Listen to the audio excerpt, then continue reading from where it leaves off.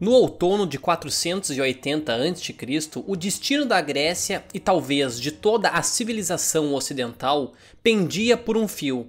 O poderoso Império Persa, comandado pelo rei Xerxes, avançava com uma força esmagadora que já havia incendiado Atenas e parecia imparável após as vitórias em Termópilas e Artemísio. Com milhares de soldados e uma frota gigantesca, o objetivo persa era claro: submeter as cidades-estados gregas e colocar um ponto final em sua independência. Do outro lado, as cidades gregas estavam divididas por rivalidades antigas, mas unidas pela necessidade de sobrevivência. Esparta dominava as forças terrestres, mas no mar a liderança recaía sobre Atenas, que via sua frota como a última esperança para deter o avanço persa. Era nas águas estreitas entre a ilha de Salamina e o litoral da Ática que se decidiria o futuro da Grécia. Ali, o estrategista ateniense Temístocles elaborou um plano ousado: enfrentar a gigantesca marinha persa em um espaço estreito, onde a superioridade numérica do inimigo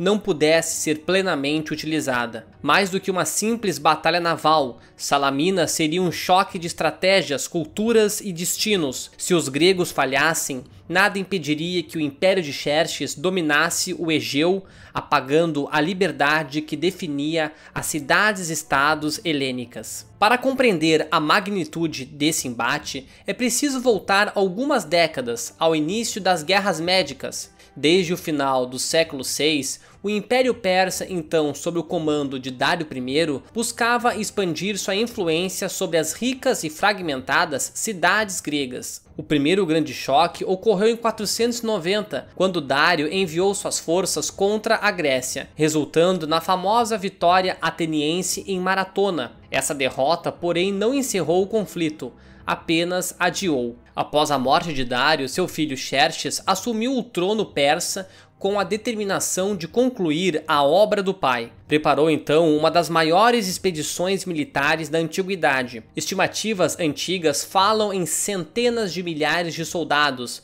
e uma frota imensa, formada por navios fenícios, egípcios, jônicos e outros povos do vasto império. Embora esses números provavelmente sejam exagerados, não há dúvida de que se tratava de uma força colossal para os padrões da época. Em 480, essa máquina de guerra iniciou sua marcha. O caminho persa foi marcado por vitórias e demonstrações de poder. A ponte sobre o Helesponto para transportar o exército, a construção do canal de Atos para a frota e o esmagador triunfo em Termópilas, onde os lendários 300 espartanos e seus aliados resistiram heroicamente, mas acabaram derrotados. Logo em seguida, a marinha persa enfrentou os gregos em Artemísio. Embora tenham resistido, a posição tornou-se insustentável após a queda das Termópilas, obrigando a frota a recuar. Com a Ática ameaçada, Atenas evacuou sua população para Salamina e outras ilhas. Xerxes entrou triunfante na cidade vazia e incendiou seus templos, simbolizando a vingança persa. Para muitos parecia o fim da resistência grega. Ainda assim, as cidades-estado não se renderam.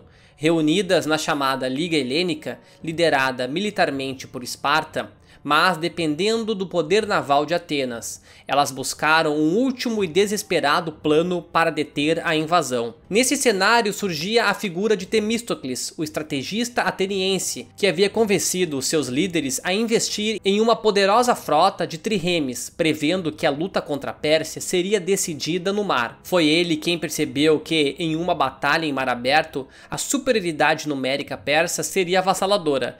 A única chance estava em atrair o inimigo para um espaço confinado, onde a habilidade dos marinheiros gregos e a manobrabilidade de seus navios pudessem neutralizar a vantagem persa. As estreitas águas entre a ilha de Salamina e a costa da Ática pareciam feitas sob medida para essa estratégia. Mas convencer os aliados não foi simples. Muitos queriam recuar para o Peloponeso e proteger o istmo de Corinto. Temístocles, com uma mistura de diplomacia, persuasão e astúcia, forçou a decisão de enfrentar a frota de Xerxes ali mesmo. Com Atenas em ruínas e o Peloponeso em alerta máximo, o mar Egeu tornou-se o verdadeiro campo de decisão. Do lado grego, o clima era de tensão, quase insuportável. Esparta fornecia a liderança nominal, com o comandante Euribíades, mas era Atenas, com sua poderosa marinha e a figura carismática de Temístocles, que realmente ditava o rumo da estratégia.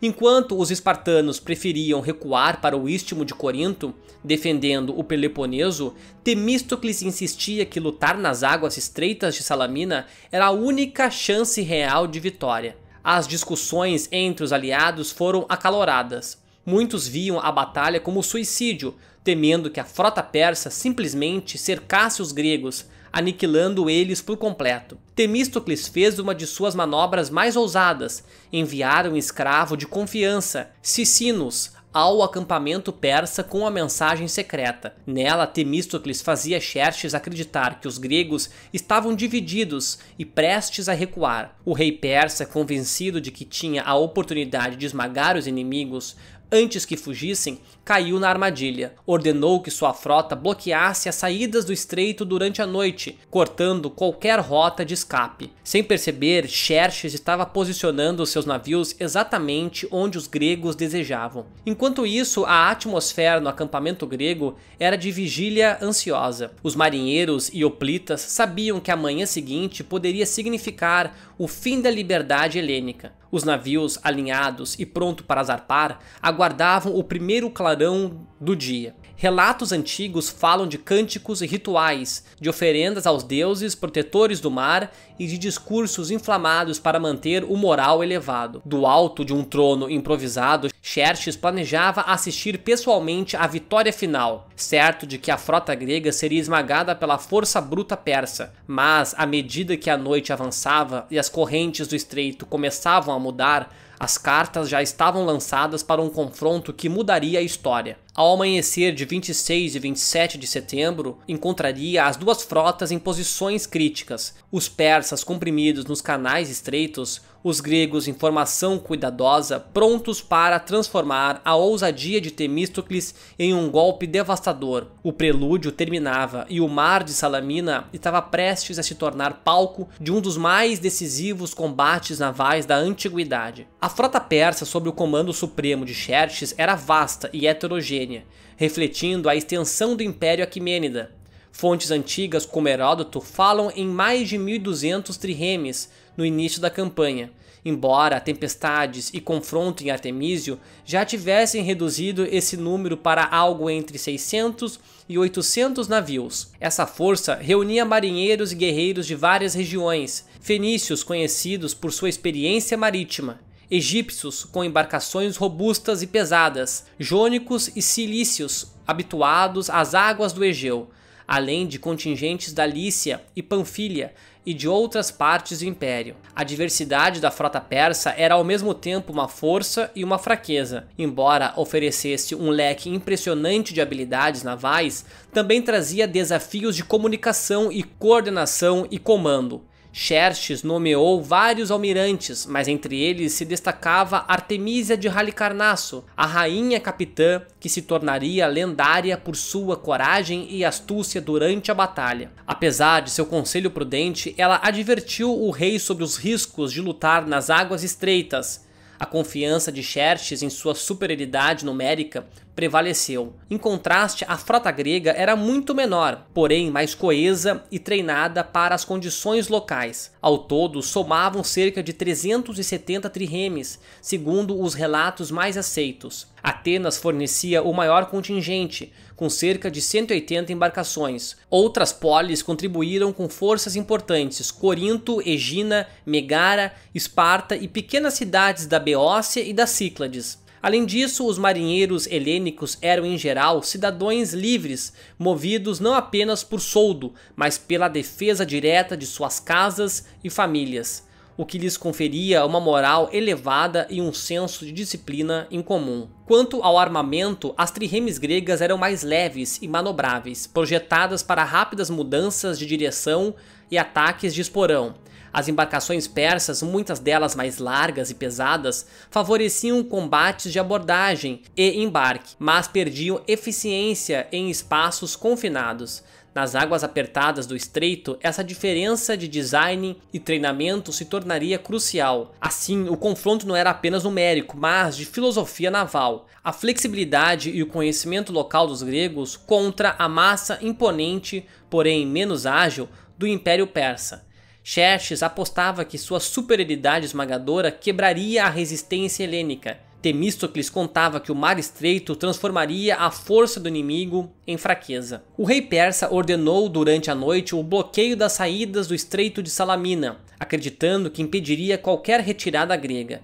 Ele pretendia forçar o combate rápido e definitivo, confiando que o medo e a desunião helênica fariam o resto. As trirremes gregas usaram uma tática conhecida na qual as embarcações passavam pelas linhas inimigas para atingir os flancos ou a proa. Em águas abertas, essa manobra seria arriscada. No estreito, onde o caos de centenas de navios persas se acumulava, ela se tornava devastadora. Ao amanhecer, muitos marinheiros persas estavam exaustos, enquanto os gregos, descansados e preparados, aguardavam em posição. Do ponto de vista tático, os helenos dividiram sua frota em alas bem coordenadas, garantindo que cada contingente protegesse o flanco do outro. O objetivo não era simplesmente resistir, mas provocar o engavetamento das forças persas. Quanto mais navios o rei Xerxes empurrasse para dentro do estreito, maior seria o caos. A maré e o vento matinal, conhecidos pelos gregos, completariam a armadilha,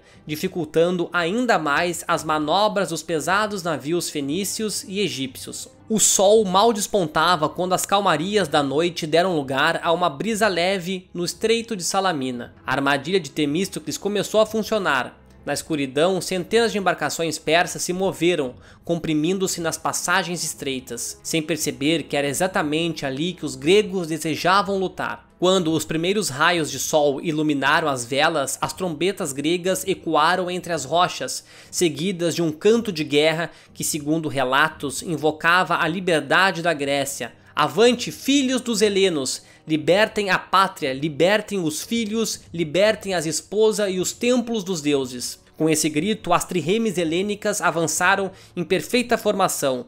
O choque inicial surpreendeu os persas. Os navios gregos mais leves e ágeis deslizavam como lâminas de bronze, investindo com força nos flancos e proas dos adversários. O estrondo dos espigões de bronze contra os cascos de madeira ecoava como trovões sobre a água. O caos começava. O que se seguiu foi um turbilhão de madeira estilhaçada, gritos e mar revolto. As fileiras persas comprimidas dentro do estreito perderam rapidamente a capacidade de coordenação. Navios colidiram entre si, remos quebravam e a confusão das ordens em línguas diferentes transformava a poderosa armada de Xerxes em um amontoado desordenado. Atenas, com sua frota dominante, liderava os golpes mais ferozes. Corintos e Eginetas protegiam os flancos, impedindo qualquer tentativa de envolvimento. Cada impacto de esporão era seguido por combate corpo a corpo, quando os marinheiros armados saltavam sobre os convéses inimigos. O mar logo se cobriu de destroços, corpos e remos partidos. Apesar da confusão, alguns comandantes persas tentaram reagir. Artemísia de Halicarnasso, em um feito lendário, ordenou uma manobra ousada para escapar do cerco, inclusive colidindo com um navio aliado para despistar os perseguidores. Sua coragem impressionou o próprio Xerxes, que observava de longe. Mas atos individuais não podiam conter o desmoronamento geral. À medida que a batalha avançava, o estreito tornou-se um verdadeiro labirinto de embarcações em ruínas. Navios tentavam recuar, mas eram empurrados contra as próprias linhas, enquanto os gregos, conhecedores das correntes e das marés, mantinham a formação e continuavam o massacre. Ao meio-dia, a frota persa estava em plena retirada. Estimativas variam, mas muitos relatos falam em mais de 200 navios perdidos, afundados ou capturados. A marinha grega, embora também castigada, preservou a maior parte de suas forças. Xerxes, assistindo de seu trono, viu a esperança de destruir a Grécia pelo mar se desfazer diante dos seus olhos. A vitória grega em Salamina não apenas salvou Atenas e o Peloponeso, mas também alterou o equilíbrio da guerra. Sem o domínio naval, o vasto exército persa não podia sustentar-se por muito tempo em território hostil. Era o início do fim da invasão de Xerxes e um momento decisivo para o futuro da civilização helênica. A vitória em Salamina ecoou como um trovão por todo o mundo grego. Aquilo que parecia impossível, a derrota da maior frota do planeta, pela união frágil de cidades-estado, tornava-se realidade. Para os gregos não foi apenas um triunfo militar, mas um sinal de que a liberdade e a autonomia de suas polis poderiam resistir à força esmagadora do Império Persa. Consequências imediatas surgiram já nos dias seguintes. Sem o controle do mar, o gigantesco exército de Xerxes tornou-se vulnerável. Suprimentos, reforços e comunicações dependiam da marinha, e a perda de tantas embarcações comprometeu toda a campanha.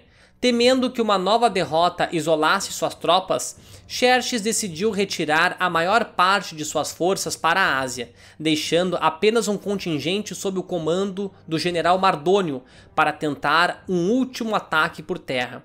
Essa decisão selou o destino da invasão. A ofensiva persa jamais recuperaria o ímpeto inicial. Para Atenas, a vitória teve um significado duplo.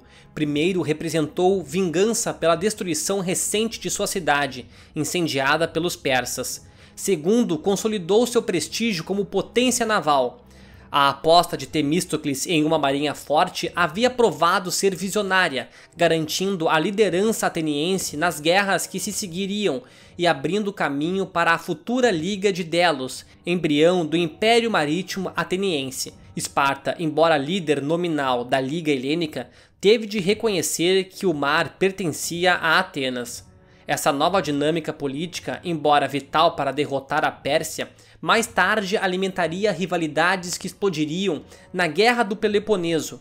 Mas, em 480, o momento era de unidade. O inimigo comum ainda não estava derrotado. No panorama mais amplo, Salamina foi mais do que uma vitória naval. Foi um marco na história mundial. Se os persas tivessem vencido, a cultura helênica, com sua filosofia, arte e conceitos de cidadania, poderia ter sido sufocada ou profundamente alterada pela dominação imperial. Ao garantir a sobrevivência das cidades gregas, a batalha abriu caminho para a era clássica grega, que influenciou profundamente Roma e, por extensão, toda a civilização ocidental. As hostilidades, porém, estavam longe do fim. Mardônio permaneceria na Grécia, preparando um novo avanço terrestre que culminaria na decisiva Batalha de Plateia, em 479, enquanto a frota persa sofreria outro revés em Mícale. Salamina, portanto, não foi o encerramento da guerra, mas o início de uma virada estratégica que levaria em poucos anos à retirada definitiva dos persas do continente europeu.